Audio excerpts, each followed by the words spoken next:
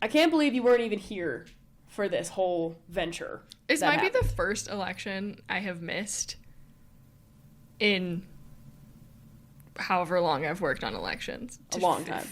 14 years. That's a long time. Yeah. And you weren't even here. Yep. And then all the candidates had to ask me questions, and I don't know the answers to their questions. I don't know how many people were supposed to vote. I don't know. Can we call it yet? I don't know. Ask Jackie.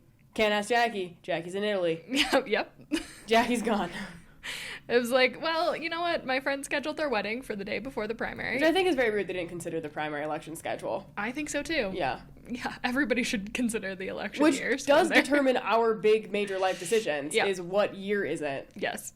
And what time of year is it? Yeah, that's how Gabby and I have scheduled most of our life, is like, can you schedule it in a year that ends in an odd number? Those are going to be better for us. Those are better years. No, there's no midterm or presidential year major decisions happening. Mm-mm. Yeah, no. 2-year cycles. Exactly. I did miss this election, but very good news. Maybe I should be out of the country more for elections. Just get real weird and superstitious with it. Jackie needs to leave for November 3rd. I actually always have to be in Europe. That's the preference. Oh, no. That's a bummer. Shoot. Yeah. Well, that is part of the reason why we haven't done this for a minute, but also partially because we've been very busy working on primary elections. Yep. So much has happened, and we're not going to talk about what you want us to talk about today. Yeah, we're really put not. That out there. I feel like it's so hard to do these things based on like this very specific moment of time, because I already feel like most of this is irrelevant, but also I think most people like are enjoying their summer vacations and not paying attention to the fact that there was a primary election at all. Let alone paying attention to the fact that there is another election in a few months. Yeah. That is also very important. Yeah. So we'll do a little bit of recap and like talk about what happened for this June primary election, what we think it means for the rest of the year, and also like what you should be paying attention to going into the November elections, because turns out there are elections happening right now. And turns out. I don't know if you've heard. And this one was pretty crazy. Like, it actually was a pretty crazy election for Utah. It really was, yes. Well, speaking of Utah, I'm Gabby. And I'm Jackie. Welcome back to Elevate Utah. I don't know. Most people I feel like that have a podcast have like a name for it that's different than like the other things. I don't know. If you have ideas, let us know. Drop them in the comments. Send them our way. Or if you make a theme song. Yeah. We need a theme song. We need something. We don't know how to do this. Ba-da-ba-ba-da-ba. We really had we had good intentions to do this like every 2 weeks, which we will get back on track. We were busy. We needed a little bit of a break because, as a reminder, we do work in campaigns and we do run campaigns. And so this whole side project of like telling people about stuff is like always the last thing on our to-do list. So yes, sorry about that, everybody. But now that we have a little bit more time, a little more breathing room at least, we'll get back at it. Yeah, we will. It's exciting. Yeah, we have some fun stuff planned, like some fun ideas for some podcasts. Yes, we sure do. I'm very excited about that. Okay, so June 23rd, a day that will live in infamy in my heart. It's a big day. These were our primary elections for 2026. Mm-hmm. And a lot of things happened with a lot of implications. Mm-hmm. Namely, first and foremost, our Senate President, Stuart Adams. Jabez Stuart Adams. Jabez Stuart Adams. The J does stand for Jabez, not John. If there's one thing you need to know about Stuart Adams, that is the fun fact. J. Stuart Adams, indeed. Jabez. He is no longer. We'll get into that, obviously, far more. Yeah. Trevor Lee, the worst representative. Bye. Nobody will miss you. Mm-mm. Senator Dan McKay, who we have lots of thoughts and opinions on, also out. One of the most powerful people in the Senate, aside from Stuart Adams. Bad night to be a Republican incumbent. Indeed. And 2 Box Elder County commissioners also lost. We're not going to talk about this as much, but it is important to me to just mention as well that Aaron Davidson, who is the Utah County Clerk, who was trying to hire Kai Schwimmer, a neo-Nazi, far-right, 23-year-old Republican activist, as his deputy county clerk, also lost his re-election. Yeah. Mostly to do with the Kai Schwimmer situation, not to mention the fact that he has messed up the ballot printing process and counting process, like, every year. He's been bad. He's been really bad for a long time. Yes, he has. But at the end of all of this, I think the most important thing to keep in mind here is that, like, this is a super rare thing that happened in Utah. Yeah. I mean, and then obviously the other giant thing that happened in Utah elections was the Democratic primary. Yes. We had, for the first time in... Pause for garbage. Can you stop rolling your garbage cans right now? Damn, putting their cans out at 5 p.m. the night before. They're on top of things. I'm usually like a 7 a.m. type of lady myself. Get up from your dead sleep. You hear it. Shit! Gotta get my trash out. No, literally, it's me in like a giant sweatshirt and like slippers running around outside. Yeah. Mm-hmm. Okay, thanks, neighbors. Anyway, back to this. Okay. So the other giant thing that happened was the Congressional District 1 Democratic primary. Yes. And this was the first really competitive Democratic primary that Utah has had in a long time. In a really long time, yeah. I don't know the exact stats, but... Long time. That's as much stat as you need. Good while. Yeah. And Congressman Ben McAdams, former Congressman Ben McAdams... Future Congressman Ben is, McAdams. Won pretty handedly in the primary. And... You know, I think for the purposes of today's episode, we probably aren't going to talk about the Democratic primaries all that much because, one, the Republican ones, there's so much to talk about. Yes. But the other thing is that we run Democratic campaigns for a living. We work for some of these candidates. We work for a lot of these candidates. They are our clients, but, like, this is our job. And we're still trying to figure out exactly what the balance is on, like, how we talk about our clients on this channel and what that looks like, and making sure we're feeling like we're not using this platform to give them any extra attention. Yeah. But also, like, we want to be honest with you about who we work for and why, because we think we take a lot of time to decide who we're going to work for because we want them to be good elected officials. And so, I don't know, if you have thoughts or ideas or ways you would like us to talk about Democratic primaries or our candidates that are running in November, we are open to suggestions on what that should look like, but that we want to make sure that this channel is focused on Utah politics and making our state a better place, which is what we've always wanted to do. Yeah, I think too, like, with this channel especially, like, we started doing this to help give people information and to educate people on what's going on and make it digestible and hopefully fun and interesting to listen to. But aside from our actual jobs that we do, like, I don't think that we see this platform as an opportunity for us to tell people who to vote for. Yeah. I think, like, that's always been my biggest hesitation of talking about it, is, like, it's not really my business who you vote for. I am here to give you as much information as I can that we have compiled, whatever it is, and then you should make your own decisions about who you want to vote for. Like, it's not, I don't want to sit here and be like, you should vote for these candidates because I think that they should be in office. Like, you should make your own decision. And so, yeah, we've gone back and forth quite a lot, but yes, to Jackie's point, if you have ideas or have thoughts or, I don't know, let us know, because we're open to, we're figuring this out at the same time as you are. Like, we are not content experts or journalists or whatever. Like, we're just here to try and give people information, so. But this is also our job, and, like, that is that is, like, what our normal day job is. And if you haven't listened to our Get to Know You episode, I would plug that, because we do talk a lot about our experience and what that is like. Okay, without further ado, let's get into dedicating an entire podcast episode to talking about the Republicans eating themselves alive. We don't get to do this very often in Utah. Don't. Okay, let a girl live for a minute here. That's exactly right. Let me have my little prize, a little treat, if you will. Just, like, I don't know, the theme of the night was accountability for bad behavior, I think. Yeah. And not entirely. I think there are obviously still a number of Republican incumbents that did win their re-elections. Yeah. That was a big bummer for a lot of people, namely Brady Brammer and Jordan Tusher, who both had more moderate Republicans running against them. And I think each of them lost for different reasons. Yeah. And I know every time we've talked about the people that did lose, people always bring up Brammer and Tusher as like, well, it's not all good. Yes, I know that. I am aware that Brady Brammer is still in the Senate, okay? I got it. But everything is black and white. Either it was really bad or really good. Right, exactly. But if we step back just a little bit, I think it's important for us to acknowledge what happened, why these people did lose, and then take those skills and apply them to other places. Yep. And keep in mind that there are also Democrats running against these people as well. This is not like it's a lost cause forever. It's going to be a lot harder. But yes, to your point, there are still a lot of Republicans, to the internet people's point, there are a lot of people that are still in office that we don't think should be in office, but we're going to spend today talking about the people that did lose their elections and why that happened and how we can actually use that going forward. Yeah. Okay, Jabez. Jabez.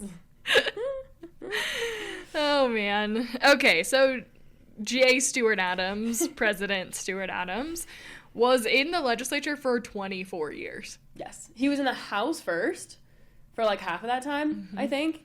And if I remember correctly, he was appointed the first time. He didn't actually run and win the first time. He was appointed and then ran for re-election as an incumbent, which means he was never actually elected to begin with, but then he never lost for 24 years, even when he went to switch to the Senate seat in like 2012, I want to say.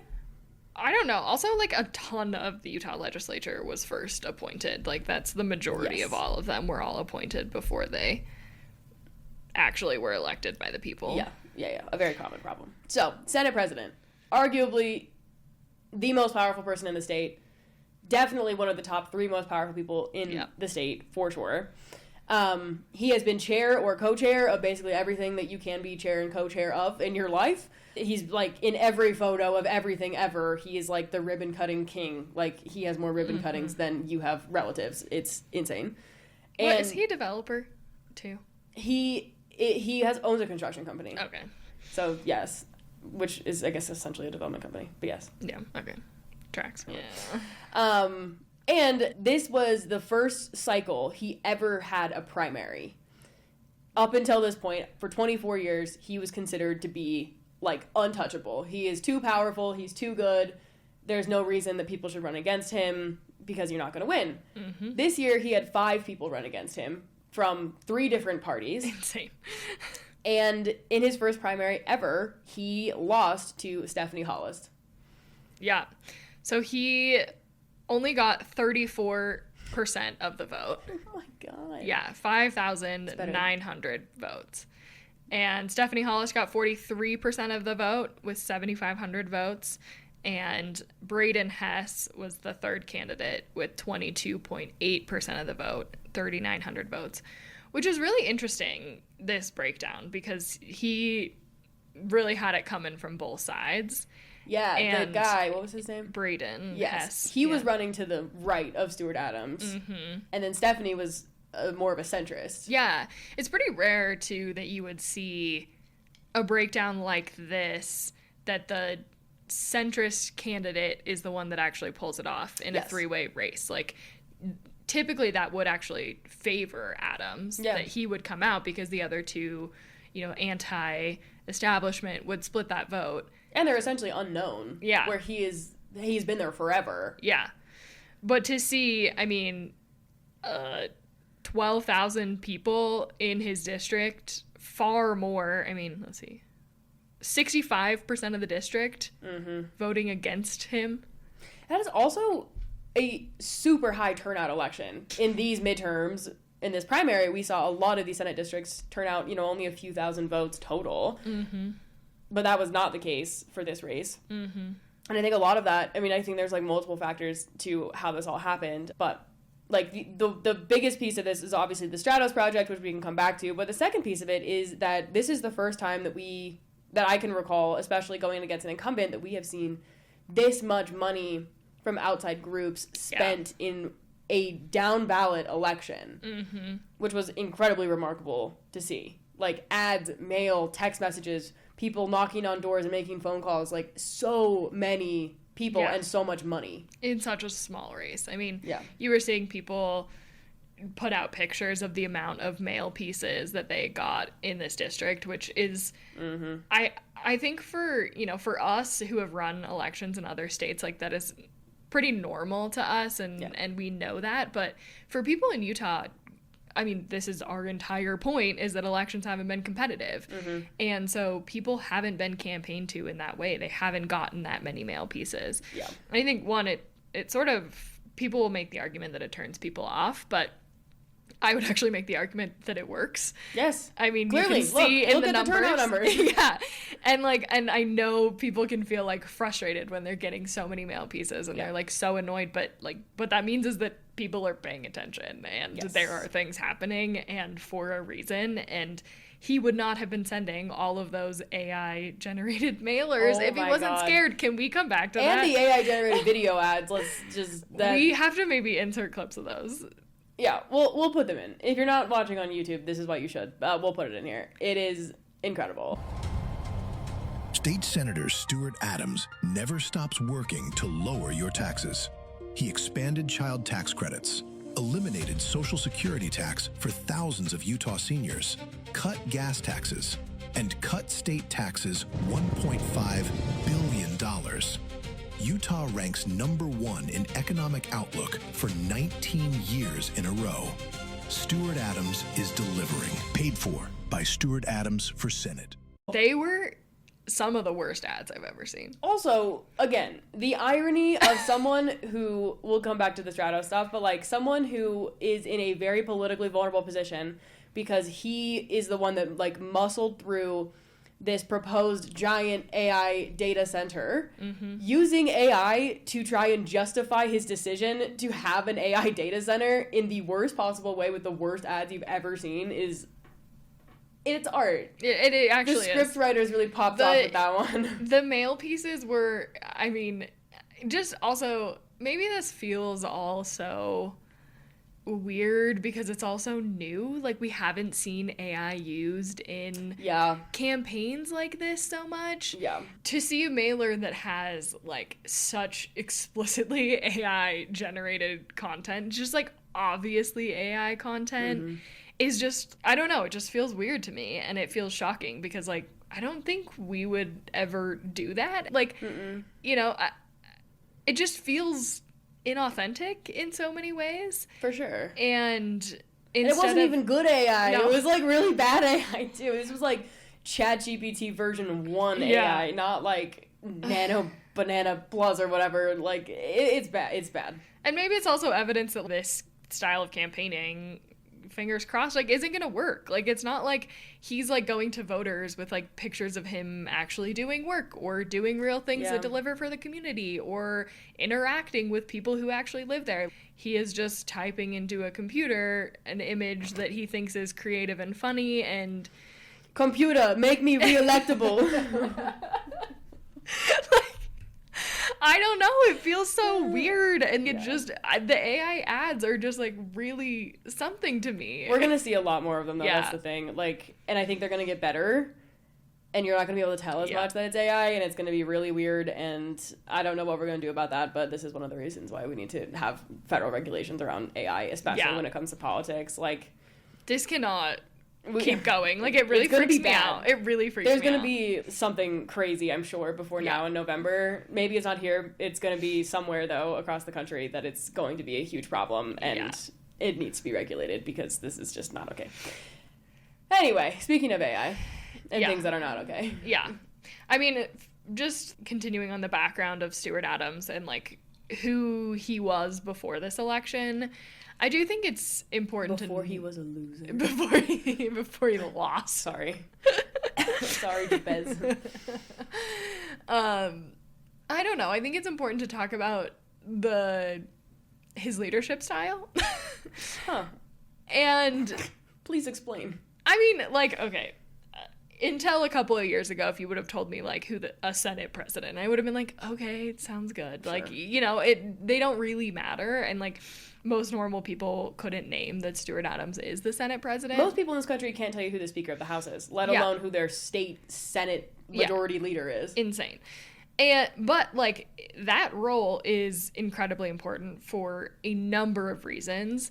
But the way that he actually sat in that role and the way that he led was also, I mean, he was objectively incredible. Yeah. He ran the Senate with, like, an iron fist up until this last session, really. And he knew what he was doing. Like, he, behind the scenes, was pulling every string that he could. Yes. And people in the Senate have told us, and they know that, like, he truly was he was telling people what to do at every moment of time. And if you did not do what he said, like, you were going to hear from him. And he was known to have a temper. Too, but like, you're going to get, your primary opponent's going to be fully funded by the Senate president, or you're going to lose your committee appointments, or none of your bills are ever going to pass out of this chamber. Like, there are so many things, or like, you're not going to get your appropriations requests funded. Yep. Like, there are so many things that they can really do behind the scenes that you will never know about unless you were there for the conversation or someone tells you about it. It's pretty remarkable. Yeah, and it wasn't a secret that he would have a temper and that He's a very scary man. He was vindictive. Like, he was incredibly vindictive, but it also made him, in a lot of ways, like, a very important leader in the Republican Party and in the state. And that's why I think he had never had a primary opponent until this year, because people were scared. Yeah. Like, really? And I don't know, I think that's important context for this election, because it was already crazy for him to have two opponents. And, you know, I think most people in the Republican Party would have told you that he would never lose. Totally. 100%. I think that's exactly right. I think that's why it was so shocking when this did happen. And the fallout from this is going to be really, really interesting in terms of the dynamic in the Senate. Like, yes, I have many big, yeah. But the other thing that he was really good at, and will, I'm sure, continue to be good at until he's actually out of office in January, is doing blatant corruption, but in a way that's so explainable. And, like, in a way that you can explain it away. In every individual instance, there was a justification for why that happened. And so it's a lot harder to put the pieces together if you're just hearing, you know, little bits and pieces about why it's fine or what the real explanation is. When in reality, like, if you see it up close, he was one of the most powerful and power-wielding to his own benefit politician that the state has seen in a long time. It's genuinely kind of impressive. And I feel like the Stratos project feels like this, like glimpse behind the curtain that we got into like this, and then, like, if you pull it back, like, there is so much more that has happened in his 24 years in the legislature that, like, we could talk about it all day. Yeah. I mean, so I guess we've been kind of dancing around this, but I think that the nail in the coffin, I guess, is the Stratos project. Stuart Adams is the chair of MIDA, the Military Installation Development Authority, which is a body in Utah that is like a quasi-governmental agency. And they are the ones that approved and passed and pushed through this 40,000-acre hyperscale data center campus that is being proposed in Box Elder County at the north tip of the Great Salt Lake. And they had to override local control, local zoning laws, all kinds of things in order to get this done. And they did it. MIDA did this, intentionally kept out of the public eye. And Stuart Adams is the chair of that organization. And I think could still be, even after he loses this election. This is true. He could still stay there if he wants to. Which is, I think, like, seeing how these state boards work and how much power they have just shows you exactly what having a single party control this, like, looks like in practice for our state. And you know, so many people just learned about MIDA and what it can do and the power that it has, but, like, no doubt he's known that for a really long time. Like, he has known exactly what power that authority has and how to use it. Yeah, I mean, they can issue bonds, they negotiate directly with developers, they can transfer land to developers, they can give out tax breaks, tax incentives, all kinds of things that move millions and millions of taxpayer dollars into private development. And they've been doing this for a long time. This is just a interesting sort of, like, intersection of these things that most people don't typically think about. And I think the thing that, I mean, people were furious about this project. We could talk about this, and I'm sure we will talk about this at some point, which we are not going to do today. But this project made a lot of people really, really upset. I mean, this was a giant project that was not discussed with the public whatsoever. It has massive implications on the environment, on the economy, on the surrounding areas, and Adams' name was attached to it the entire time because of his position on the MIDA board. Mm-hmm. And his campaign donations coming from Yes. MIDA, people that had projects in front of MIDA, not necessarily the Stratos project, Yeah. but other developers. And you can just see these direct ties to the position that he holds and the people who have incentives to do that, giving him money to his reelection. Like, it is all tied together. Yeah, exactly. And I think that he probably assumed that this project would be the same as any other project that he's approved on the MIDA board. Yep. And all his other scandals. But they have proposed this giant data center that is bigger than Bryce Canyon National Park. Mm-hmm. It is 2.5 times the size of Manhattan. They want to build this, like, small nation state in Box Elder County and just ask everyone to be chill about it. Yep. And they were like, no, we're not going to be chill about this. And it really came back to bite him in the ass. Like, it really did. It did. It did. Yeah. Yeah, and I think you could see over the course of the campaign in the last couple of months him get more and more scared about it, and him writing a letter to ask to have this project shrunk by 50%? 75%. Mm-hmm. And trying to make some strides to, like, no, we're actually making it better. I'm trying to improve things, where, you know, clearly he was scared. Yeah. Well, and then he used that letter that he wrote saying that he wanted it to be shrunk as in his political ads and in his mail. Mm-hmm. Like, it was obviously a very political thing because he knew that this was going to be a huge problem for him. And he was right. Yep. He was. He was right. Yeah, like, I think the point of all this is that, like, not one single part of this is the entire story or the reason that he lost. I think if he was, like, the most clean, scandal-free politician in the world and he approved the MIDA project, it's still the Stratos project. It still might have cost him his election, but I don't think that it would have been the same way that it is now. I think this is years of issues and scandals and problems that have gotten him a bit of a reputation. And at some point, you can't explain away every scandal as misinformation or people trying to, you know, politically grandstand or whatever it is. Like, there is a line, and I think he definitely crossed it. And after 24 years, voters in that district said that they had had enough. Mm-hmm. So the TLDR, I think, of this whole thing is that there is no amount of institutional power that makes you untouchable. Mm-hmm.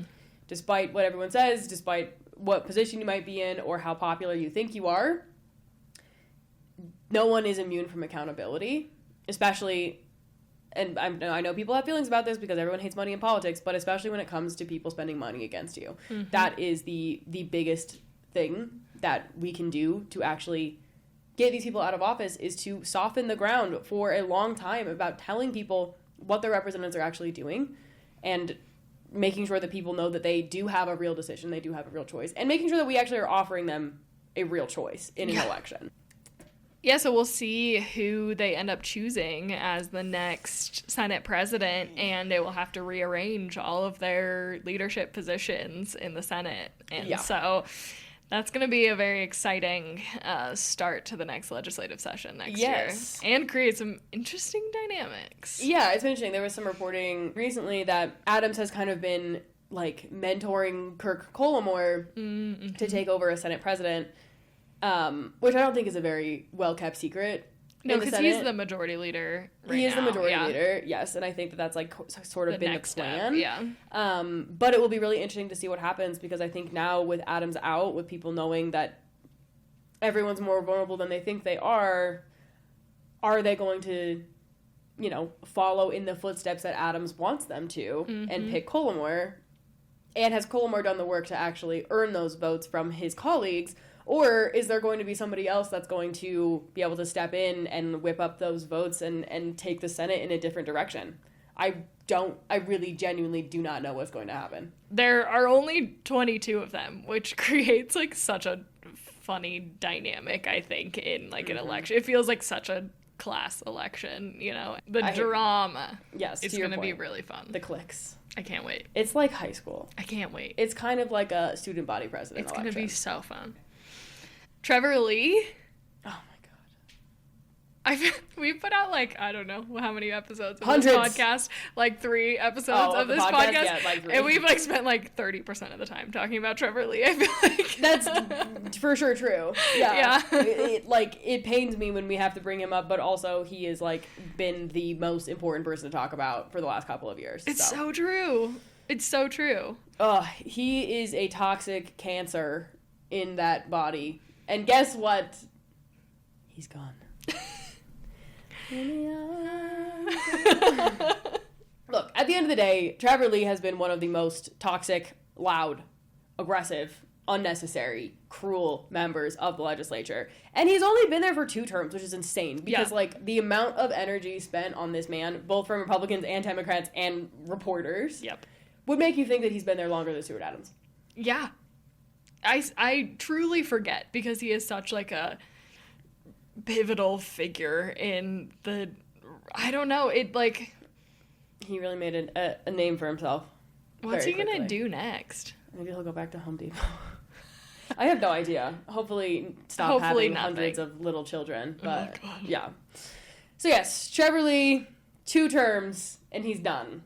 As a reminder, this last session, he ran 12 bills and passed 0 of them. There was only 1 other member of the legislature that passed 0 bills last session. It's not like it's bad luck. His own caucus would not touch him. They would not deal with him. Like, he's the worst. And, I mean, that was sort of a sign.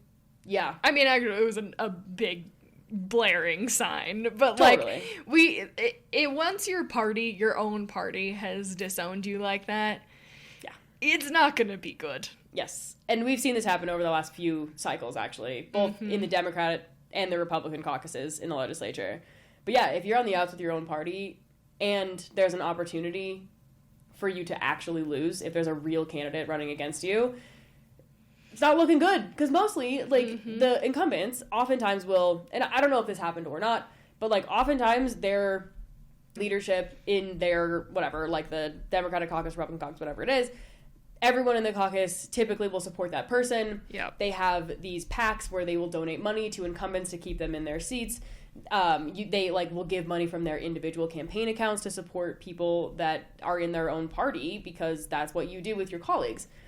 Yeah, and typically you'll see their leadership too, like the Senate president or the Speaker of the House, come out and support, and they each have their own PACs as well, where they typically spend either directly or on behalf of their caucus to make sure that their incumbents stay in office, and didn't see that this year. Ooh, tough. But to be fair, I would rather be broke than ever give money to Trevor Lee as well, so I'm with you on that one. Yep. Some of his greatest hits, as a quick reminder, we'll do this very quickly.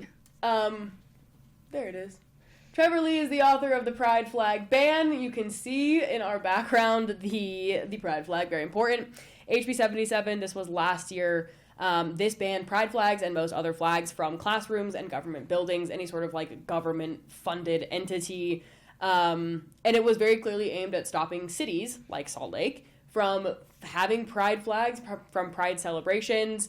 It was targeted for sure at any like teachers in public schools who maybe had an inclusive flag on their wall to make sure kids knew that they were in a safe space. These were all things that were directly targeted. And of course, Salt Lake City, shout out to Aaron Mendenhall, our mayor, sidestepped this almost immediately by adopting a modified version of the Progress Pride flag, the Juneteenth flag, the transgender flags as official city flags, which was essentially a loophole in this legislation to say, like, no, the Pride flag is an official city flag, which means that we can put it up and people can have it in their classrooms and we can do whatever we want, which was just delightful. Just beautiful. Delightful. Yeah, I mean, he spent the entire legislative session trying to be like, no more pride flags, no more rainbows anywhere, and then the mayor and the city council were like, cool, sounds good, that's just our flag now. This is just the flag of our city. Yep. And there's nothing he could do about it. And it was genuinely one of the most entertaining and funniest possible things that Utah politicians have done in a long time. Oh, man. Anyway, I don't think we need to talk about HB 88 in great detail because we spent an entire podcast talking about it, but one of the worst pieces of legislation to have ever been written, and just an awful, awful bill that truly would have changed so much about our state and would have stripped immigrants of so many basic human rights, and also like had terrible consequences for everyone else if we aren't protecting immigrants and from domestic violence, or providing vaccines or shelters or food banks or crisis counseling or SNAP benefits or the 100 other things that bill did. And I mean, thank God that bill died still, but like that was one of the worst pieces of legislation, just like truly cruel, that we have ever seen. Yeah. And as a reminder, that bill didn't necessarily die because a lot of people,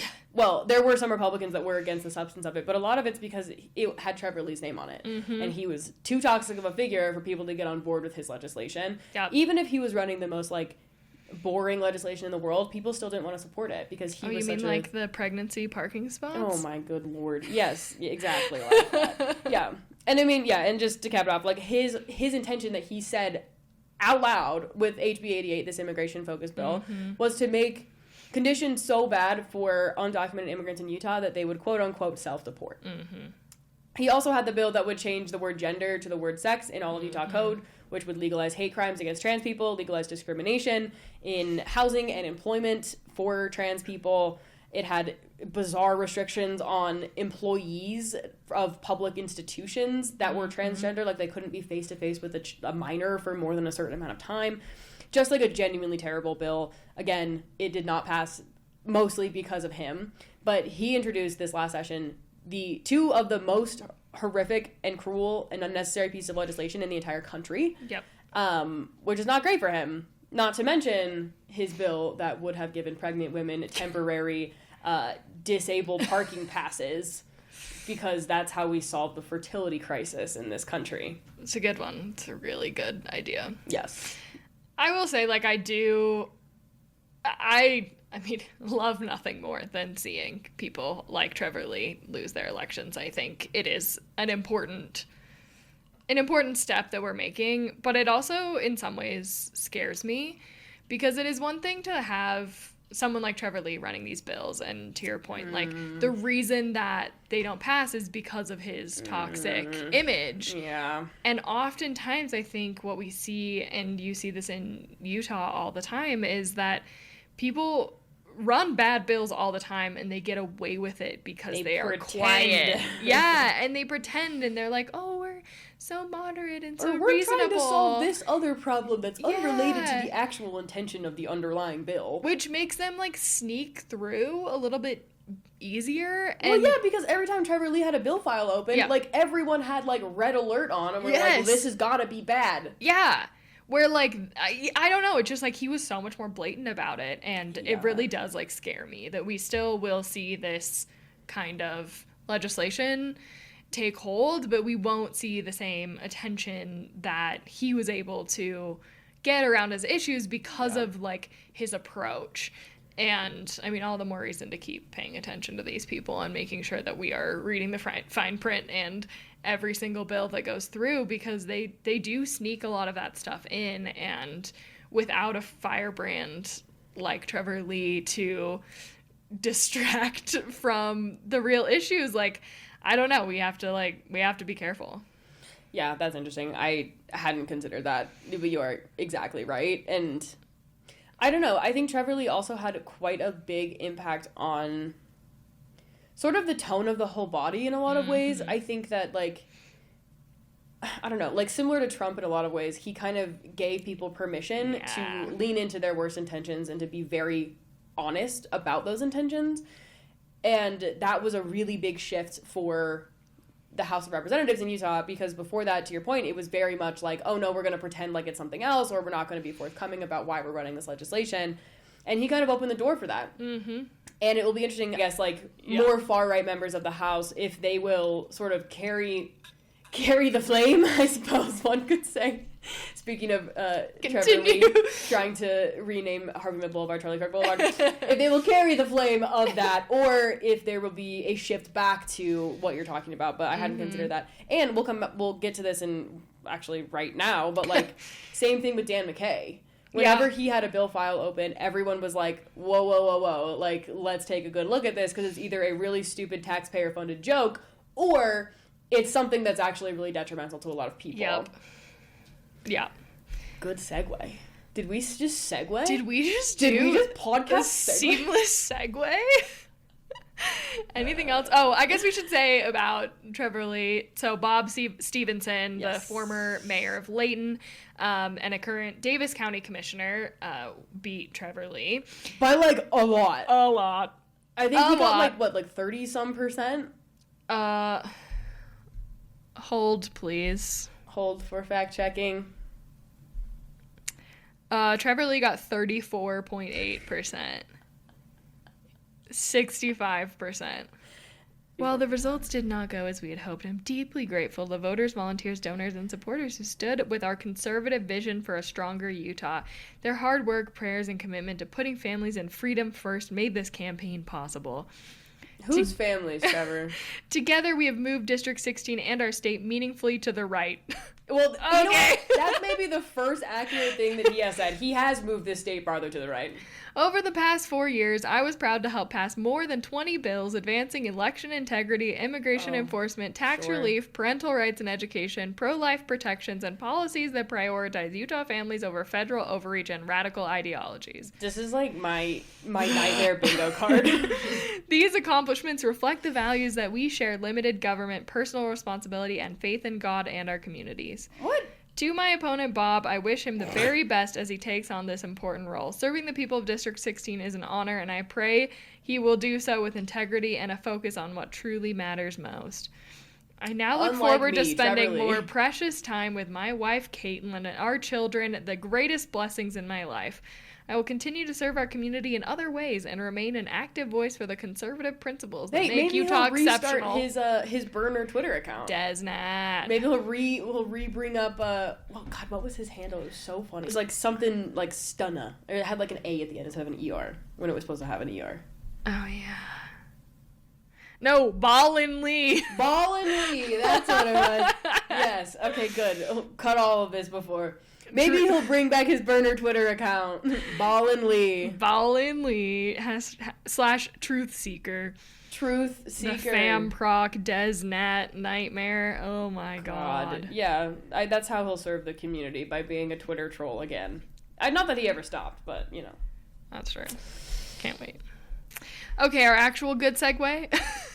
Now that we interrupted it. Yeah, we're coming back to the segue. Pretend that like happened. that was We did there. it naturally and super well. Yeah. Speaking of, what was even our segue? Speaking of... Oh, people that open legislation, or bill files. Speaking of bad bills.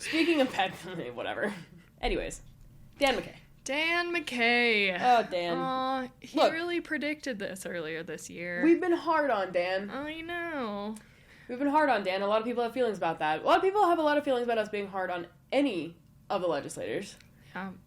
But I will say this, and I will say it again.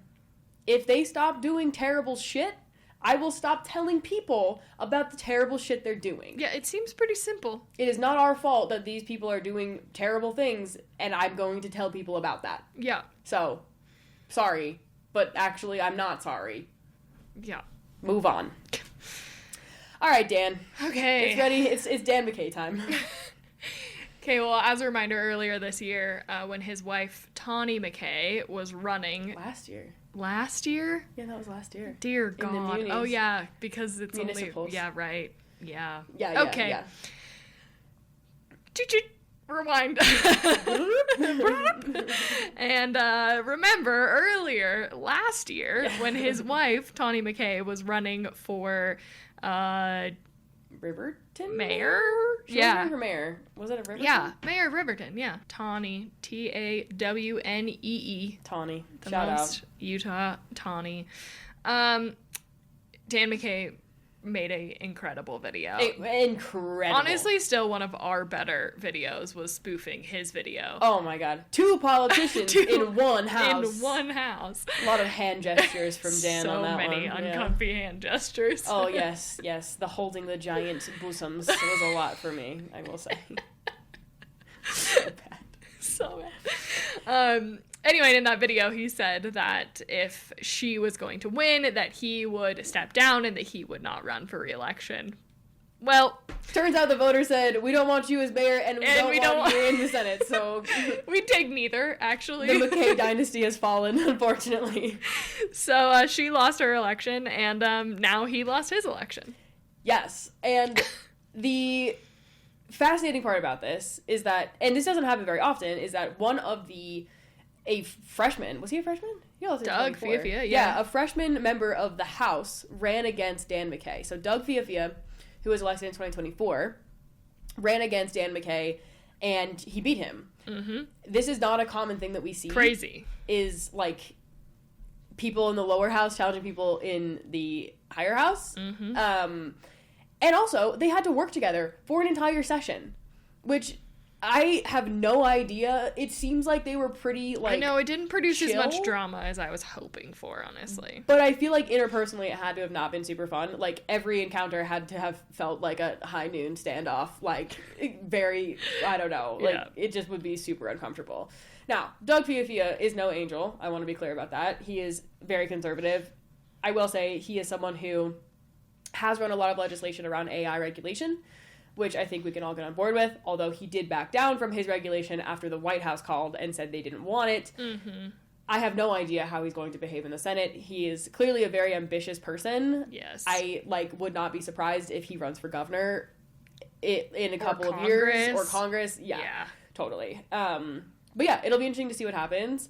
Dan lost by quite a lot. That's the other thing that's fascinating, that Adams and Lee and McKay all lost by really significant margins. Yeah, he lost by a bigger margin than Stuart Adams or Trevor Lee. He only got 30% of the vote. 30.5 to 69.5. That's brutal. That's rough.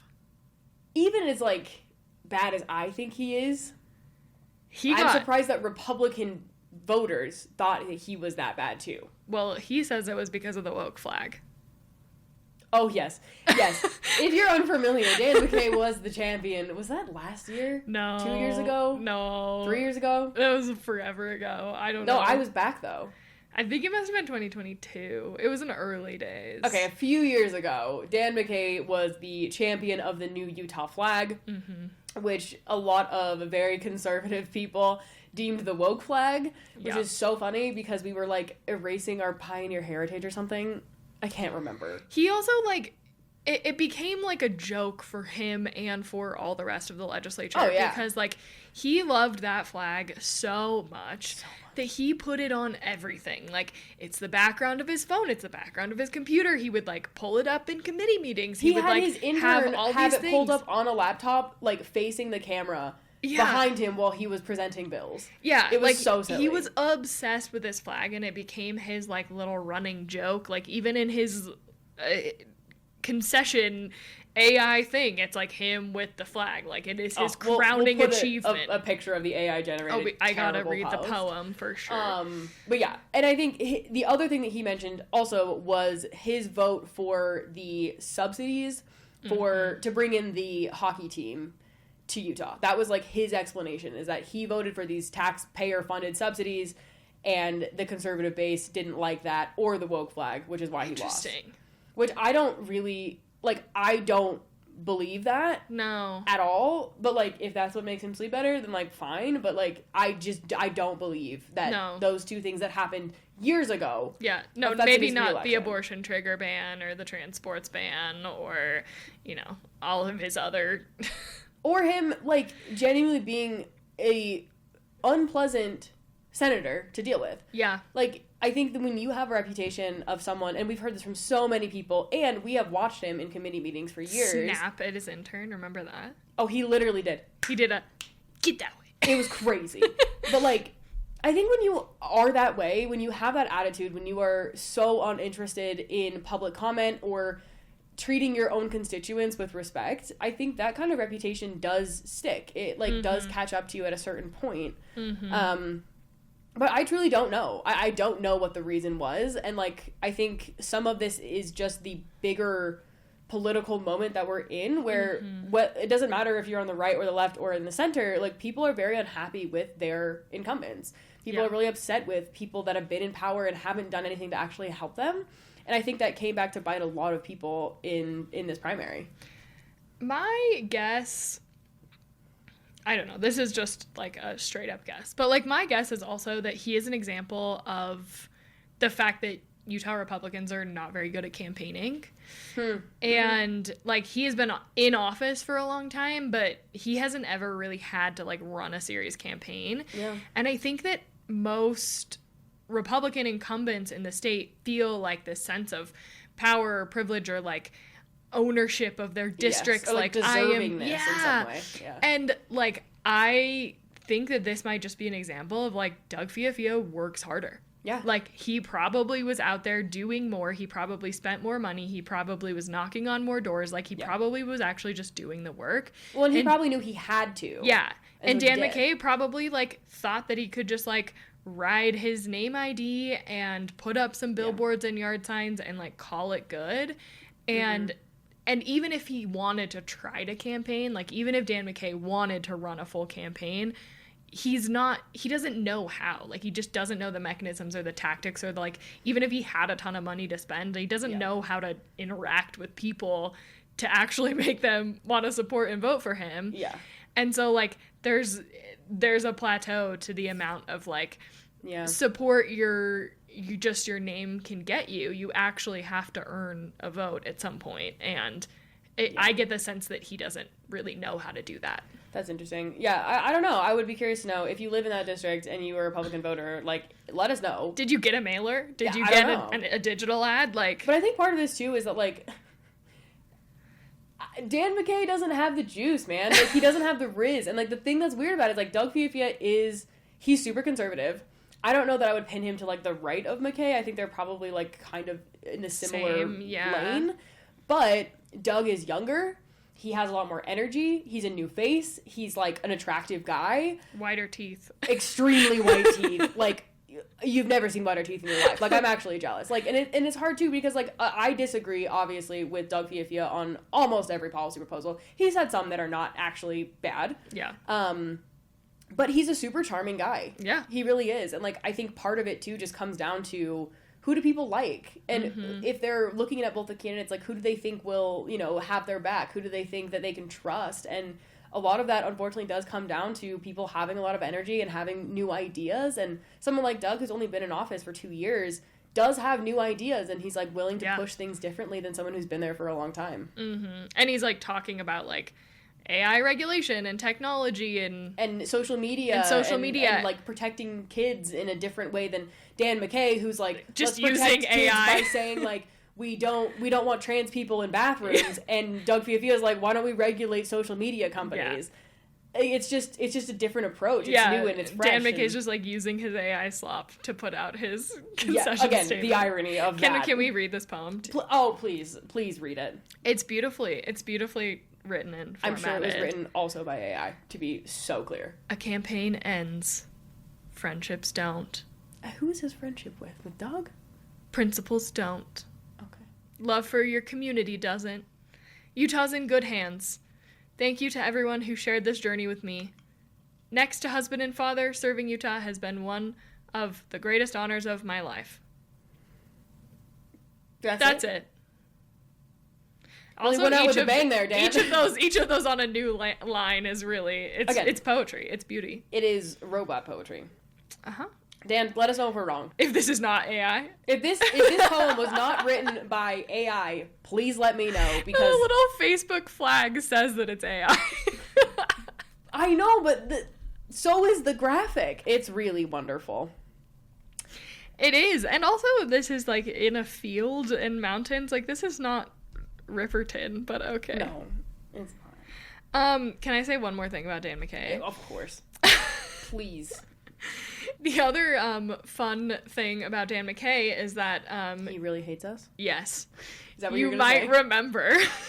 I knew it.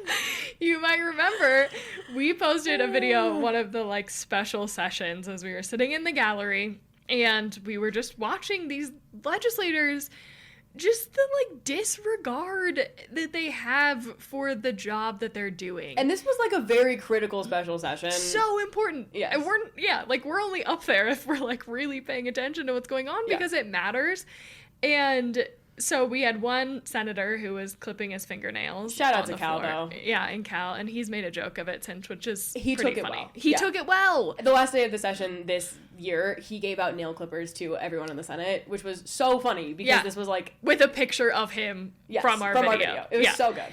Which was so good. And the other clips in the video were a lot of them of Dan McKay scrolling Twitter and Facebook and like sports reels. Just hanging. While he was sitting there on the floor of the Senate as they're voting on these important bills, and he's scrolling Twitter and like looking at highlight clips of football games and like gun videos and like your tax dollars at work, everyone. Yeah, and I mean, we were offended by it just having to watch it, and so we took videos of it and put it on the internet. And a little while later at the next session, when Dan McCain knew we were sitting in the gallery, he put up a giant Word document on his computer that said, "Don't take pictures of people's screens, or like, it's creepy," or something. Recording people's screens is creepy. We'll put it up. It up. And so we put up Just this for us. in the largest font that he possibly could on his computer screen. Yes. Instead of like maybe just like doing his Paying job. attention for once? Yeah. Like doing the one thing that he's hired to do up there and like, you know, doing the votes. No, he actually wanted, or getting a screen protector even. I mean, that would have just been a thought. Yeah. Just one thought for you. And instead he was like, now. I'm going to put this in a 164-point font and I'm going to blow it up on my screen Just and for the leave it elevator. there for 20 minutes so that they can see it. And we did. And then we took another picture of it because And we that's put that on hilarious. The internet. It actually objectively was so funny. That is the one thing I will say about Dan McKay is that like He is funny. he's a dickhead. Yeah. And he's super mean, but also he's hilarious. He is. And I will give him that. Like he has some of the best Twitter game I have seen in a long time. His video, which if we can insert it, we should. He took this video of himself right after the session where they passed the new Utah flag, where he was at Lake Powell and he was wakeboarding with a giant like Maverick drink in one hand and then the new flag on a flagpole in the other hand while he was wakeboarding, or maybe he was wakeboarding, maybe he was skiing or surfing, I don't know. But it was so funny. So funny. He won Twitter that day. I'm obsessed with it. Like, yes, he is a terrible legislator and I disagree with him on everything, but I will give him that. He is a funny guy and he seems like he might be a good time to hang out with, like, outside of politics. So, shout out to you, Dan. Wait, I'm sorry. Now I'm scrolling his Facebook. Okay, did you see this video of him with the Rubik's Cube? No, what are you talking about? You're gonna die, actually. This is so funny. Oh my god. Hold, please. This is just us hanging with Dan McKay now. Well, apparently we're doing endorsement videos now. Oh my god. Okay. Wait. He's on the screen. He has all of his endorsements for his campaign while he's solving a Rubik's Cube. But they're scrolling through. Hold on. It's about to get good. And Representative Doug Fiafia in 2025 before he started running. Oh my god. Okay, now we're getting family. Tawny, all of his kids, the dogs, Endorsement. but not John Curtis. Apparently we're doing endorsement videos. Wait. My question is, what did Doug Fiafia post to make him post that? Apparently we're doing endorsement Oh my videos god. now. See, this is what I'm talking about. He's actually kind of hilarious. I must know. Hold on. Oh, it's so good. That is really funny. That's also, so he can funny. solve a Rubik's Cube, which is kind of impressive. See, we can give Republicans credit. He's funny and he can solve a See? Rubik's Cube. See all you people that think we can't do it? We can. Not John Curtis. The fact that he put the Doug Fiafia endorsed him before he declared his campaign and then not John Curtis is so good. So funny. Oh, Dan, I will miss that about you. He was entertaining. I know, and he just loved tax policy. He really did. You never met a guy who loved tax policy more than Dan McKay. Oh, bye, Dan. Oh, it's gonna be sad. Yeah. Nah, it's not gonna be that sad. It won't be that sad. Once again, he was one of the most genuinely unpleasant people in that building, and that building included Trevor Lee, so Yeah. there's that. The last two that we will mention are the Box Elder County Commissioners. Lee Perry and Boyd Brigham both lost their re-elections. both of them said, without hedging, that it was because of the Stratos project vote that they took. Now, to be fair, they seem like perfectly fine guys. Yeah. I don't know anything about them. We've never met them. I have no idea what else they've done on the Box Elder County Commission. They can rock a cowboy hat. They can rock a cowboy hat. I do respect the hell out of that. Yeah, we don't know much about them, but that's not really the point that we're making here today. This is, like, not, like, some of these other legislators, again, we don't know them, like, super personally, but we know a lot more about them. These guys, we just really don't, because it hasn't been on our radar until very recently. Yeah. But yeah, like, they have both admitted that they think that they lost, and I think they're exactly right, because they had to vote, they were forced by MIDA to vote on the Stratos project, and they both decided that they really didn't have a choice in the matter. If they had voted no, the project would have continued, regardless of whatever they did. There would have been legal implications, there would have been lawsuits. So they both felt like they were kind of strong-armed in a way by the state to take this vote. And at least Lee Perry has said that he doesn't think that he would vote differently if he had to do it over, but he wishes that the state hadn't forced them to publicly own a decision that they did not ask for and to take the political hit for that decision as well. Yeah. Yeah, I think there's a lot more to be said and research to be done into Box Elder County and the commissioners, and, like, there's some interesting dynamics with the planning commission and the commission itself, and, like, the land ownership and the water rights, and, like, we do not have time to get into all of that today, but we certainly will. And these representatives, or these commissioners, had been there for a while, and, like, are both fairly well-known names in the community. And yeah, I mean, like, I think this is a direct correlation of a project like that. And it was interesting to see the political consequences, not only in Box Elder County, but also for people like Stuart Adams and, you know, I think across the board. And so, yeah, that'll get you. Yeah, no, I think you're exactly right. Like, I don't think that they are wrong in saying that a no vote wouldn't have changed the outcome, but Box Elder residents were also not wrong for being furious about what they did and the decisions that they made, and that's kind of the whole point of this story. Yeah, exactly. Like, there are implications, and at the end of the day, like, the Utah Foundation, which polls voters quite regularly on kind of their top issues and things that they care most about, and ignoring voters or not being listened to by politicians has been at the top, or one of the top slots in that list for many years. And I think that on June 23rd, in this primary, we saw that really come to fruition. People were not happy with their representation. They did not feel like they were being listened to. They did not feel like their values or their priorities were being represented well. And they made that known at the ballot box. So, RIP.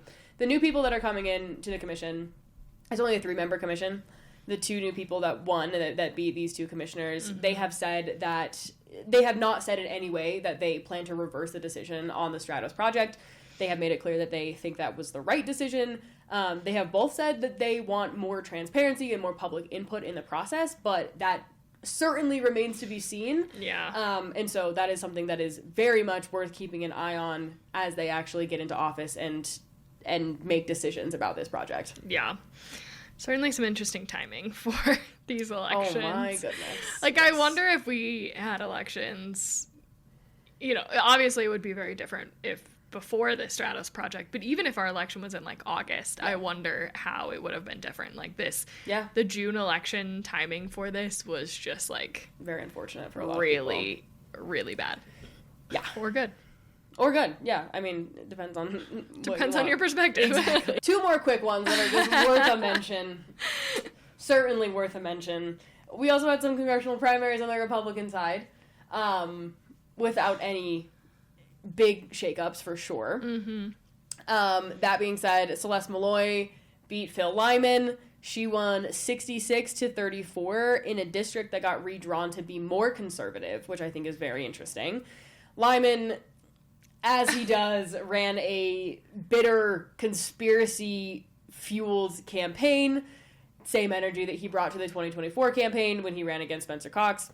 But yeah, I think, like, yeah. It was also, for the record, like, what is it? Trevor Lee ran, or Phil Lyman ran so that Trevor Lee could fly, or whatever. What's the saying? That Phil Lyman walked so Trevor Lee could run. Yeah. He could fly. Yes. Even better. Even better. Yeah. He wrote the playbook. Phil Lyman did write the playbook for Trevor Lee in the legislature. Like, when he was there, he was the one championing every election integrity, Former state every representative. conspiracy theory bill, and he lost, and he has been on a streak ever since. He's not giving up anytime soon. A legend. An absolute legend. Truly. I find him to be incredibly entertaining. Interpersonally, he's an incredibly nice guy. Yeah, we'll give you some lore. Can we tell a story? Sure, we can tell the story. Some deep. If you're this far in the podcast, you're allowed to have this kind of this lore. When we were working on the 2024 governor's campaign with Brian King, Gabby and I, for some reason in the middle of the night on a Saturday night, had this thought. The best thought we've ever had. To arguably recreate Spencer Cox and Chris Peterson's 2020. Yes, 2020. 2020. Yeah, it was COVID. To recreate their 2020 campaign ad, where The Disagree Better ad. where they were standing with the backdrop and saying that they would disagree better and that they would all accept the results We of might the be election. opponents, but we can agree on some things. Yeah, in their red and blue ties. Uh-huh. And it was like so many feelings about it. But we had this idea to recreate it with Brian King and Phil Lyman. Phil was running a write-in campaign against Spencer Cox after he'd Mm-hmm. lost to Cox during the primary. He hadn't announced the write-in campaign yet, though. We were... Good point. Yeah. We may have planted a seed or two in his little brain. But yeah, we were like, look, this is a crazy idea. But the one thing that Phil Lyman and Brian King can agree on is that Spencer Cox should not be the governor. Yeah. And so we did. We recreated, we called it the Disagree for the Better ad. Uh-huh. And we pitched it to Brian on like a Sunday morning. We were like, look, this is a crazy idea. But do you think that Phil would ever do an ad with us? And he was like, I have no idea. Probably not. But like, we had already written the script, which was hilarious. And we were like, just, we had a very Kris Jenner moment. Yeah. Why don't you just call Phil up and see what he thinks? And he immediately was like, yes. Sure. Let me see the script. Let's talk about it. And within like 48 hours, we were on set with Phil Lyman. He drove all the way up from San Juan County to film this ad, and it was one of the funniest days of my life. It was hilarious. I mean, we had them on that set. We made a blooper reel. We made a hype reel before we put the ad out. Oh my god, the hype reel was so good. We gotta put it in. But like, we had fog machines, and we had them winking, and we had them fighting, and we had them like it was so fun. So fun. And like, this is the part of doing this job that is the best, is that like, one, we run Democratic campaigns in Utah, and so like we kind of have nothing to lose. So like, why not put out a silly ad with Phil Lyman? Yes. And some people on both sides were really mad about Hated it. But like, truly, I still stand by it that Totally. That was our strategy to beat Spencer Cox, to have the right go right in Phil Lyman. Yeah, we were like, Phil, have you thought about doing a write-in campaign? And he was like, I don't know. I don't know. And we were like, well, I think it would be a really fun idea if you just wanted to think about it. And then he did it. But truly, some of the most fun we've ever had running campaigns. We just like, sometimes you have to have a good time, and like sometimes politics needs to not be so serious. Yeah, and I think like a lot of people will find this ironic that like we are saying this, but it's also a really interesting thing to really interact with these people that are like, Phil Lyman is a like tried and true MAGA Republican. Yes. He and like, I am disturbed by nearly everything that he has ever proposed or said. However, he was so fun. He was so kind. He was so respectful. Yep. Like, he was just like a genuinely pleasant person to be around. He was a good hang. He was a super good hang. He really was. And like, I will still tell people that. And like, there are a number of Republicans that we've interacted with that like are genuinely wonderful people. And I'm not saying that Phil is like a great person. I don't know. Like, that's not for me to say. But like, he was really fun. And like, the fact that he was also just down to like do something fun and experimental and like dumb and silly I think speaks a lot to, like, who he is. And I think there are a lot more Republicans out there than I think a lot of progressives give them credit for, that, like, are just, like, good people that genuinely believe the things that they say. Yeah. And you might disagree with those things, but, like, they believe them just as hard as we believe the things that we believe. Yeah. And, like, it is not to say that they're bad people or that they are, like, awful and they should be, like, kicked to the curb of American politics, because, like, that's what makes this country great, is that, like, we can have those disagreements and we can have those conversations. But yeah, it's a bit of a mindfuck for sure, that, like, every time someone brings up Phil Lyman, I'm like, my boy Phil, I love that guy, I have his cell phone number, like, he picks up the phone when I call, and I don't know. It is, like, yeah, and it's, like, we're not gonna give him any extra leeway on, like, bad policy or being, like, I would never... But he's not in office, so there's that. Like, he's not in just office, a crazy person and, on like, the internet. Yeah, he should not have won this race for Congress. For sure, no. Yeah, but, like, you know... People are people, and I liked it. Sometimes you gotta make a silly ad and have fog machines with Phil Lyman. Yes, I don't know. we can disagree on this is what the whole ad was about. We can disagree on literally everything else, and we can still have a good time, and we can, like, be still friendly. agree that Spencer Cox is the worst governor. Correct. And if the left and the right can agree on that, then we're moving forward. That's bipartisanship, everybody. That is bipartisanship. That is the American dream. Anyway, Phil Lyman lost. Oh, sorry, Phil. I'm sure he will do a lot of work to find another election to lose soon. Yeah, I'm sure he will too, and I'm sure he'll find the voter rolls and the documents to prove that it was all rigged. A conspiracy theory. 100%. Yeah, totally agree. Yeah. And this is getting overshadowed quite a lot. It is, and I think it's very important that we discuss this. Carrie Ann Listenby. The young women's president, voiced woman, who also told the rest of us that women should control their semen intake when they pass the abortion trigger ban, is officially out of the legislature, and she got her ass kicked by Blake Moore. Yeah. Thank fucking God. Yeah. Again, she won at convention. By, like, a lot. Yeah, by a lot. And she beat him 61-34 at convention. Damn. Yeah. And it, like, it reversed, basically, in the primary. Yes. She got 42. Shows exactly why a Republican convention path is not a good one. But, but honestly, I was a little surprised with this result. I was a little scared for Blake Moore for a second there. Yeah. I think Carrie Ann ran a really good campaign. Yeah. Which, like, Salt Lake Blake is an incredible campaign. She had all of her ads, all of her mail were calling him Salt Lake Blake, because if you don't know, Blake Moore does not live in his district. He lives in Sugar House. He's our neighbor. But, like, more than that, maybe it doesn't work unless you're not, like, an insider. Like, I wouldn't run that campaign. It's funny for, like, us. No, but, like, no one but really cares. For normal people. Totally. But it was hilarious. She did have billboards up in the district that were, like, you're seeing this billboard, but your congressman never will, or something. Like, Blake Moore doesn't live in the district. Good stuff. Like, vote out Salt Lake Blake. And it was one of the most clever and hilarious billboard campaigns I've seen, in a long time. Not that we ever do billboard campaigns because they're stupid and they don't work, but it is objectively hilarious. Yeah, if you're going to do billboards, you might as well have a little fun with them. Yeah. But yeah, I hear you. I think, like, it was a fair anxiety to have. I think, one giant caveat, of course, like, Blake Moore is a conservative Republican. That is true. He's in leadership. But he is not the most conservative. He is, like, somewhat moderate. He's probably the most moderate person, maybe, like, tied with John Curtis that we have federally on the Republican, contingency from Utah. But to your point, he's in leadership. He's the vice chair of the House Republican the vice chair of the House Republican Conference, and he is, I think, positioning himself very well to at some point become the Speaker of the House, which I think is what he wants.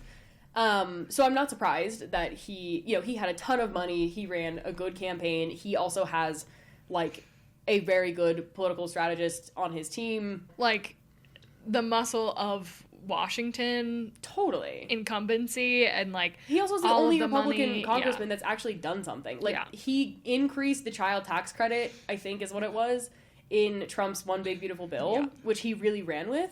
And, like, as he should, because, like, that is, like, a really good thing that he actually did. Yeah. They still cut it from where it was before, but he got it increased slightly. And, like, yeah, he is an incumbent, and he has been pretty good. Also, it cannot be overstated that Carrie Ann is a woman. Yeah. She is a blonde woman. And Blake Moore is a young, attractive guy, white guy. Perfect family. The perfect family. He's a junior jazz coach and a congressman. Like, Yeah. that is, like... It was a very, very uphill battle to begin with, but she did run a good campaign, even though I find her extremely detestable. Yeah.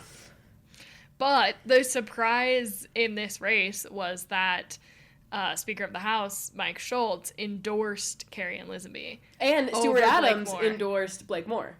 Wait! I didn't think I realized that. I'm pretty sure. That's fascinating. Yeah. But, like, Speaker of the House endorsing, obviously, Carrie Ann Lisenby is, like, in his body, in his caucus, in his body. In his chamber. Let's not say that. Let's not say that. Control your Not, I was instinct gonna of say representative. it. Carrie Ann Lisenby could never. But obviously, you know, she works closely with the speaker, and it would make sense for them to have a relationship, but for the Speaker of the House to endorse against an incumbent congressperson is like, they What's have to the work drama? together with them. What's the tea? Why do they hate Yeah. him? Why? Well, also, I think it's interesting, too, because I think the biggest point of all of this is that Carrie Ann Lisenby ran for Congress, which means that she did not run for re-election for the legislature. So she is out of the legislature. She has been we had terrible. heard was because her relationships Yes. were pretty spoiled with the Republican Yeah, caucus. she was, like, on the outs for sure. Yeah, and she got voted out of leadership. She has been on the outs for a minute in the legislature. And maybe they just endorsed to be able to kick her a little bit quicker to the curb. Yeah. I don't know. I don't know either. But at the end of the day, I am just very, very, very happy that Carrie Ann Lisenby will not be holding public office in Utah. She's out of the legislature. She was, like, one of the people that ran some of the worst legislation, including the abortion trigger ban. Like, she has been a nightmare, and I am so glad that she is gone. Yep. This has been obviously a reflection on the primary elections. We have November elections this year that are going to be extremely critical, especially for a lot of down ballot races, particularly like the state Senate, the state House, the Salt Lake County Council, some other county commissions around the state. There are a lot of races that as strategists we're watching and that we're really interested in and very excited about. I think in a episode down the line, maybe next month, hopefully, we'll do kind of a breakdown of the races that we're watching, the ones that you should watch, the most effective races to give your money and your time to. Yeah, and how you can get involved in them. Yes, and kind of breaking down why they're competitive and why do we think these races are competitive versus other ones, as well as some of the constitutional amendment stuff, the potential special sessions that we may or may not be having between now and November. In the meantime, register to vote if you haven't. Update your registration if you haven't. If you know someone who's 16 or 17, have them pre-register. If you know someone who is a young person who's not registered, have them register to vote. Volunteer your time if you have time to give. If you don't have time and you have money, give your money. Yep. Like, find a candidate that you care about. Find a candidate that you think is able to win. I mean, if there's one thing that we saw from these elections, it's that there can be upsets, that elections can work, that the work is important, that the campaigning is important. And so, like, you know, this means we do need to work hard for the results that we want this year. And so, like, and Democrats cannot take a potential blue wave year, a year that we think that Democrats are going to do great across the country. We cannot take that for granted. Democrats will do well this year nationally, but the question to me is still, are we going to do pretty well or as well as we could do? Yes. And the difference there is time, commitment, it's money, it's candidates, it is people getting involved, it is running really good campaigns. Like, we can't take this for granted, and we can't just assume that because Trump is in office that people are going to vote for Democrats, because we know that's not true, and we know especially from 2018 that does not always translate down ballot, especially for state legislative candidates. And we only have 2 more cycles before the next redistricting cycle. 3. 26, 28, 30. Yeah.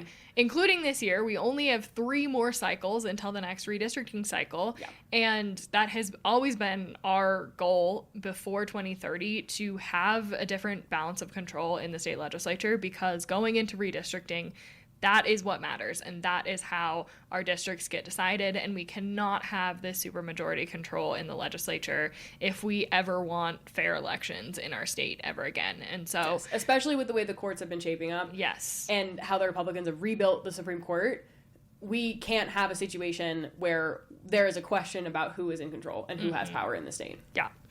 So, nobody get complacent. This is the time. This is great news, exciting news, but now we need to finish it. Yeah. Yeah. Run through the tape, for sure. All right. Follow us on Substack if you haven't. Follow us on YouTube. Subscribe on the YouTube. Go follow us on Instagram and TikTok. And Enjoy your summers. yeah. Have a great summer. Have Hags.